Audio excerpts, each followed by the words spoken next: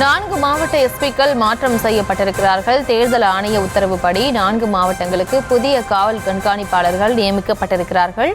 அந்த அண்மை செய்தியை பார்த்து வருகிறோம். கரூர், ஈரோடு, நாகை, விருதுநகர் எஸ்பிக்கள் மாற்றம் செய்யப்பட்டிருக்கிறார்கள்.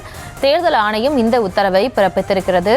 புதிய காவல் கண்காணிப்பாளர்களாக 4 மாவட்டங்களுக்கு அறிவிக்கப்பட்டிருக்கிறது. தேர்தல் ஆணைய உத்தரவின்படி கரூர், ஈரோடு, நாகை, விருதுநகர் மாவட்ட எஸ்பிக்கள் மாற்றம் செய்யப்பட்டிருக்கிறார்கள். 4 மாவட்டங்களுக்கும் புதிய காவல் கண்காணிப்பாளர்கள் தற்போது ஈடுபடுத்தப்பட்டிருக்கிறார்கள். அந்த அண்மை செய்தியை பார்த்து வருகிறோம். 4 மாவட்டங்களுக்கு புதிய காவல் கண்காணிப்பாளர்கள் நியமிக்கப்பட்டிருக்கிறார்கள். கரூர் மாவட்ட டிஎஸ்பியாக TN ஹரிகிரண் பிரசாத், ஈரோடு மாவட்ட டிஎஸ்பியாகவும் 4 மாவட்டங்களுக்கும் புதிய எஸ்பிக்கள் தற்போது நியமனம் செய்யப்பட்டிருக்கிறார்கள். தேர்தல் ஆணையம் இந்த உத்தரவை பிறப்பித்திருக்கிறது. விவரங்களோடு இணைகிறார் இந்த செய்தியாளர் மதியழகன்.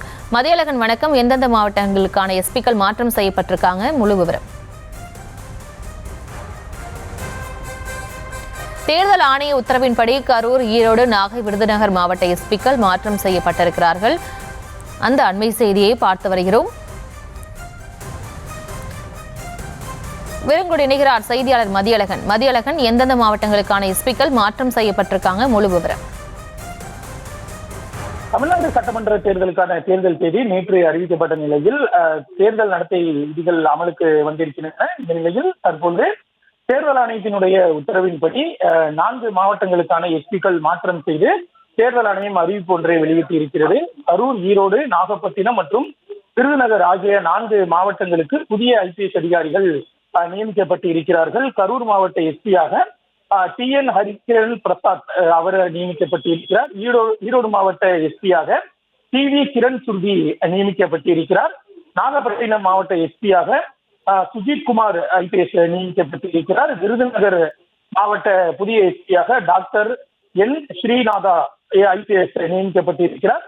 இந்த 4 மாவட்டங்களுக்கும் புதிய எஸ்பிக்களை நியமனம் செய்து தேர்தல் ஆணையம் உத்தரவிட்டு இருக்கிறது. தேர்தல் நடத்தை விதிகள் அமலில் இருப்பதன் காரணமாக இந்த முடிவுகளை எல்லாம் தேர்தல் ஆணையம் தான் எடுக்க முடியும். தமிழ்நாடு அரசால் எடுக்க முடியாது. அந்த வகையில் தான் தற்பொழுது இந்த அறிவிப்பை தேர்தல் ஆணையம் இந்த உத்தரவை பிறப்பித்திருக்கிறது. இந்த உத்தரவு தலைமை செயலாளருக்கு தெரியப்படுத்தியும் அதன் மூலம் இந்த மாற்றங்கள் செய்யப்படுவதாகவும் தேர்தல் ஆணையத்தினுடைய செய்திக்குறிப்பில் தெரிவிக்கப்பட்டு இருக்கிறது. இந்த உத்தரவை உடனடியாக அமல்படுத்த வேண்டும் என்றும் இந்த உத்தரவை செயல்படுத்தியது தொடர்பாக வரும் 17ஆம் தேதி காலை 11 மணிக்குள் அறிக்கை அளிக்க வேண்டும் என்றும் தேர்தல் ஆணையத்தினுடைய செய்திக்குறிப்பில் தெரிவிக்கப்பட்டிருக்கிறது.